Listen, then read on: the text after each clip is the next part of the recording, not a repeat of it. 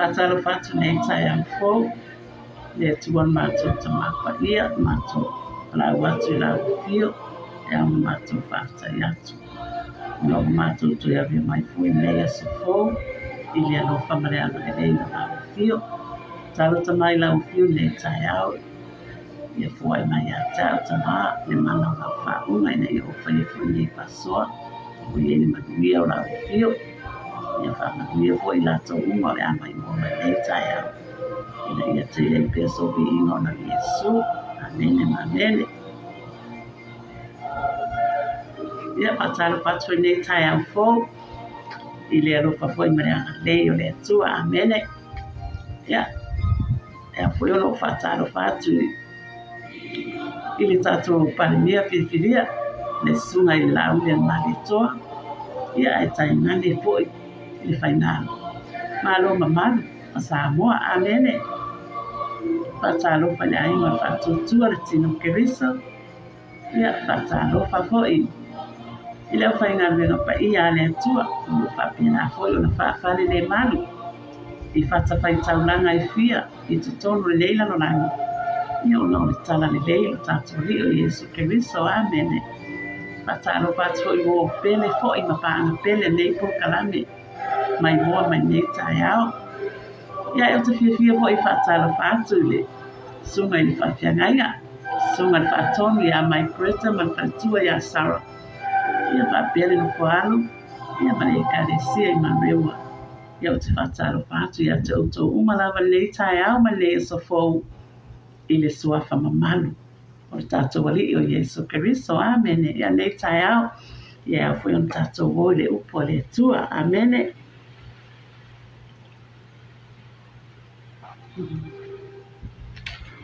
Tatou tusi fai tam nei tai au e maua leile. Le lua Korinito. O le tusi ala apostolo Paulo I le ekalesia I Korinito, amene. Mata upu esfulu. O le pule a Paulo malona winga. O le fai upu esfulu fitu. Ia foi ona pamalo se tato nei tai au. O le mita. Ia mita o ia I le. O au lava o Paulo. O le whamawalalo pia o iai a te utu. Ai whamalosi pia o le iai a te utu. O te ai o iatu I a te utu ona o le angamalu ma le alofa. O Keriso. O te ole atu lava ina ne I o whai whamalosi.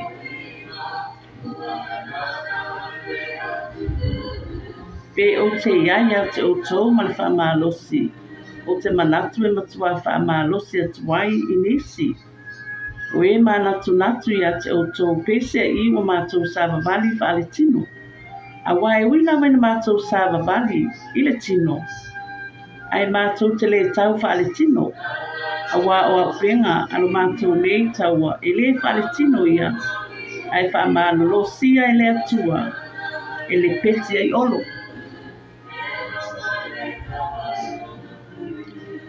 Amen whamai whai upus fufitu.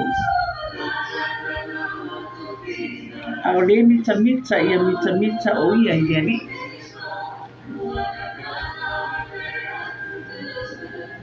Mai leo le tusila Yeremia. Matau koe iwa whai upe luas kumatolu. O lo whapea ona whetalai mai o le alii. Awane I mita le tangata poto I lona poto. Awane I mita le tangata malosi I lona malosi. Awane I mita fo I le mau oa I ana o loa. Mua Korinito mta upu mua whai upa tolus fumatasi. O le mita ia mita o ia I leari. Ia, o le ua au mai mau fo nei tai au amene. Ia I le ngata I lea o le tusinga fo I la apostolo Paulo. Mai le apostolo. E ui la waina na mātou savavali. Ai mātou te leo savavali whaale tino. O lo mātou savavali. e whamalolosia I mātou e le atua. Amen. Ia peipo una au mai fo I tātou samalinga I le nei vai taulo o tātou iai fo. Ia au fo una tātou samamali. Samamali ma le whamaoni. Samamali ma le whātua. Amen. Samamali ma le loto e whapenara tuina atu atoa le mālosi. Tuina atu atoa tātou loto le ali. E tātou te samamali e ma le toni le aso ma le aso. Amen. I peila ona whai mai profeta Jeremia mai. Kulo whapeona feta lai mai le ali. Awan e mita tangata poto I lona poto. Awa ole to telefona o tātou le wa ia nei vai tawa. Wa maua lo fo le poto e tātou. Ia wa pe o tātou mita ai. O tātou mita lai I le nei lalo lani. Ai au ia I tātou. Ona tātou mita lo tātou li o Yesu Keriso. Amene ona tātou li o Yesu Keriso. O lona toto lea na whapena o na whamangano mina I tātou tangata sama. Amen. O le maliu o tātou li o Yesu Keriso e lunga rona tātou. Na whamanini na ilo na toto pa ia. E o tātou manuia I nei. Amen. O la o le toto o tātou li. Amen. Pa mai awane I mita tangata poto I lona poto. Awane I mita tangata marosi I lona marosi. Amen. Ele isi tātou marosi. A le se noa male futa mai o le atua le anganga o le atua ia I tātou. E wha marosia I tātou I aso taitasi. Amen. O le anganga pa ia o le tātou soso an sili. O le mea na papena o na fitalai E Yesu. O mai au mea, e le mwhaina sau le tasi sosoan, o le ananga pa ia. O le ananga pa ia na le ne na te whamarosia I tātou I aso uma mataimi uma. Amen. E wai e le iso tātou marosi. Pe ale se noa, ma lo tātou whatuatua lo tātou ali o Yesu Keriso. Whaatasi ma le mana o lona ananga pa ia. E au foi lai E tātou, ona tātou whaaloano, ma ia tātou whaalomo le lei. I le mafuta mai o le anganga pa ia I tātou. Amen.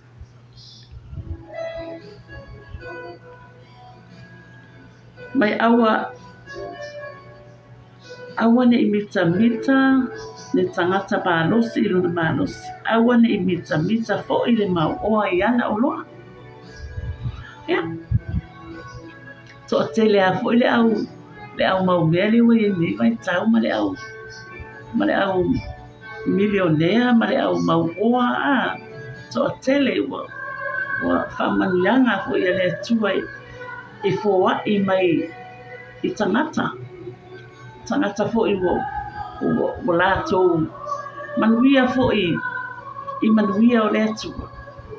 Lea fo o mau I lātou fo ia oa ma mea pēnā ta mau ainga ma mea pēnā.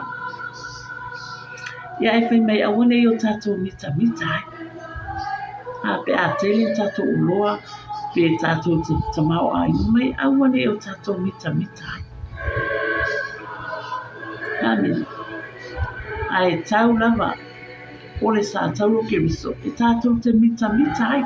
Langa ole e au ia I tātou ona tātou mita le tātou li o Yesu Keriso. Langa o ia le na whaia le tōni ona mo tātou.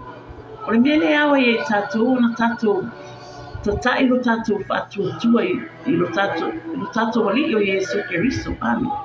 Ma tātou mita ai I ateia. Awale, awa tātou te mita solo fua I mea nei lalo nai. Ai tātou ai whao ngāti taulo tātou taimi. E tātou te mita I lo tātou ali I Yesu Keriso. Ia mwhapena ona. Ona tātou fia e tau talatala I lo tātou ali I Yesu Keriso. tātou fia fo e tala'i lona finagalo. Awa o le tātou wola. O ia o le malama o ia o le areto o le ola. O Yesu le amai ele ola mo tātou yaso uma. Mele au ye tātou mita i le ali. Awa le sisi o au mai le ola ye tātou o Yesu Keriso. Le tātou te maua i le ola, mai le atua i, le aso ma le aso. A whai hoi le oa e toi ala whai mai nei a sofo. O le alofa nao le atua ia i tātou, mo whai e un tātou toi ala whai mai i le alofa ma le anga le lei o le atua. Me le hao e tātou, ona tātou mita le tātou ali o Yesu Keriso. Amen. Wa o le e whai e Yesu le... excuse me. E whai e Yesu mea le umalanga mo i tātou. Wai tingalo tātou. A mio leanga si nā po le tele o tātou wanga sala o lo whaulai i o tātou wōlanga. Ai le mawhai o na tūla fua ina i tātou e lo tātou ali o Yesu Keriso. Amen. O le mele au i tātou na tātou mita lo tātou ali o Yesu. O le me foi le au i tātou, ona tātou talia le whaaratanga. Tātou talia Yesu Keriso i whai mari ina whaora i o tātou anganga. Ona tātou sau whangare e leo lai whaarau. A whai koe o lai te mai moa mai tai au ne. Ele i whai a sau whiwhiringa. Whai sau whiwhiringa manu o nai maua le malos. Maua le ola mai le atu. Talia le whaaratanga. Talia Yesu Keriso i whai mari ina whaora. Ele se suafa i mawhai o na whaolaina i tātou. Paule le suafa i whaolaina i o tātou ananga. Ma tātou maua i le ola i whaanawau. Wa umana tāpina ina i le atua mo i tātou le ola i whaanawau. O le ola i whaanawau, o le mea foi na mai i le atua. E ala i lona anu pele o Yesu Keriso. O le mele awa i tangata umana wale neina no langi. O na whaapena o na ta tailo la to wola fatu tua i lo tātou ali o Yesu Keriso. Awa o tu malo Yesu na ye woti. O tātou o tangata malo o na Yesu. Mele e whamalosi atu i pia le fola i le atai au ma le atai au. Ia tātou talia le whaaratanga. Tātou talia Yesu Keriso e whai Mali i mawhaola i o tātou wanganga. Ona tātou sau whangale i o lai whaapau. Amen. Leisa si mea tātou titoi mita ai. A o tātou iei nei lai tau ma nei lalolani. Lewa manino mai lea whionga pa ia lea tua nei taia. O le mita ia mita o ia i lea li. Tau tātou mita o malu tātou li o Yesu Keriso. Wa le tātou te malo losi ai ma tātou maua i le ola. Ona o Yesu tātou li.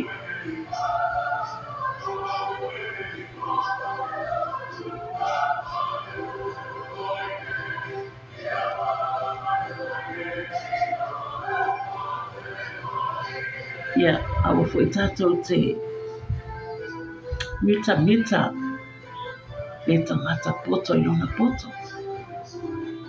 A whai fo i maua le poto. O wa amai fo i le atua le poto i. Ia, le tau fo i ana whao ngāti tau le poto. Ia ai o le poto pa ia o le atua o le poto lea. E tā hua i le onanga i tangata. Wa o le poto lea e mawhai e ona e vivi i atu i le atua no loto atu. Le wene mita le tangata malosi lona malosi. O le tātou malosi e au mai le atua. E le se mea tātou te mawhai le neila no lani. Pe a le se noa ma le atua. O le tātou malosi la le tātou te malosi ai. Malosi ma whau Malosi tino, malosi le anganga. E mai le tu. E ala ilo na alupele o Yesu Keriso. Nele awa ya itatona tata ilo tato fatu tuai. Ia so uma mataimi uma. Ilo tato wali o Yesu Keriso. Awale e mai ele malosi. Mai ele ola.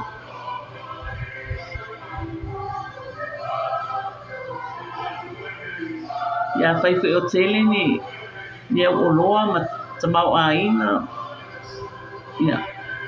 Awane i tato vita. A ia whaafo i le vi ina i leto. A wa o ia e ona mea.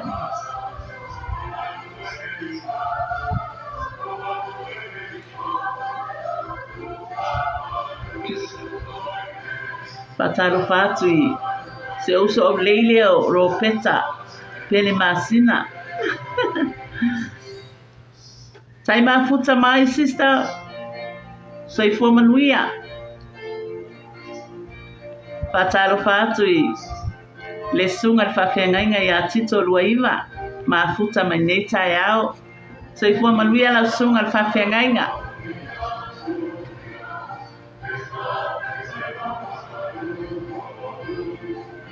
Ya, ole tato whaasoa whana nei tai ao. Mai tato tuswhai tau nei tai ao. Ole mita ia mita o ia i leri. Tato mita foi nei vai tau i tato o tua. Tato wali o Yesu Keriso manua o tato malolosi. Tato manuia o tato mamoleola mai leri. E hao foi e tato. Una tato mita do tato wali o Yesu Keriso. Leise mea la tato mita solo i fua i mea lea o ngā leila nangi Ai au ia i tato na tato mita do tato wali o Yesu Keriso. Ma tato fia do tato wali. Awa o ia na maliu mo i tato. O Yesu fo i o ia na whaia le tongiona mo i tato. Ia lewa tato ma ngalo ai. Ia wa tato manuia. Lewa tato sa whawhai i manuia o le atua o no Yesu. Yele au e tato. Ona tato wha malolosi mo le li. Ma tato tu mauri wha ona tama.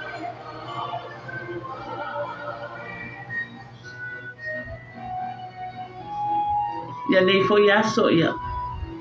Ta ape atu foi ia. Tangata uma lawai. Pe au foi mga luenga. Tiute ma whaiva. Oi lato uma lava o ngā lulu e tono ofisa. Ia. O e foi o loono no foi tono o maota foi malawa. Ia ai le ngata i lea o i lato o whawhia ngai mga luenga o nei aso. Ia e whapela foi o nā luatu foi le afine. Ia ma le atari o le atua. Ia o whapela o la whaatumuina i le upo le atua. Amene. E mawhai ei fōi e tātou ia ona te atu fōi ia whawhita uli ma ngā vena pepelo te apolo nei aso. Ai o whapena ona whaatumu i tātou i le upole atua. Ai le ngata i le o whapena ona sausawina i tātou le toto o tātou ali o Yesu Keriso. Amen.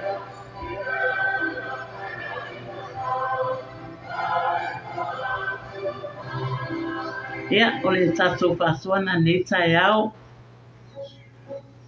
Tawina alofa le atua e whamanuia mai ma. Tatala mailona fina ngalo alofa ia i tātou tai tō tasi. Ina ia tili e peona tātou mana malama i lona fina ngalo. Ina ia maua i pe i tātou le manuia ma le alofa tū noa mai le atua. Ia, o te whātai atu nei tai au, whātasi mai o le uso ia ropeta pele masina, whaftai lava, whaftai sista mo le teu whunga lau matango fie, i o whamawalunga rewi inga o le atua nei tai au, whaftai lava ropeta, mori atu whaftai tele lava i sunga i whawhia ngai ngai a tito ruaima, le mafuta mai le nei tai ao whaatai le mafuta mai ua mawalunga I koe le inga o le atua ona o loto mafuta mai nei tai ao ia ele ngata I lea o I lato umalawa na mai moa mai foi I nei tai ao ia whaatai mafuta mai whaatai whaatasi mai ia le atua le mātou tama ia wai foi whaasoa lau whanau nei tai ao whaatai tele ata mai lau upu whaatai lau whaunga whaatai anganga whaia whaatai Yesu le mana o lo toto sausawina I mātou talo tamale nei tai ao o I lato umalawa na mai moa mai nei tai ao ia alofa lava tamama ia whaamanuia ia te I lato whaamanuia o lato aingo na ia lato whanau whaamanuia lato ngā luenga ia maua pe I lato le manuia ma le alofa tunoa mai la ufio ina ia vi ia lava tamala o fio ona Yesu amene ma amene ia o tatou whaasoa poina nei tai ao ia manuia tele lama le yaso I le alofa maleanga lelei o le atua soifua alofa atu peta alofa atu tito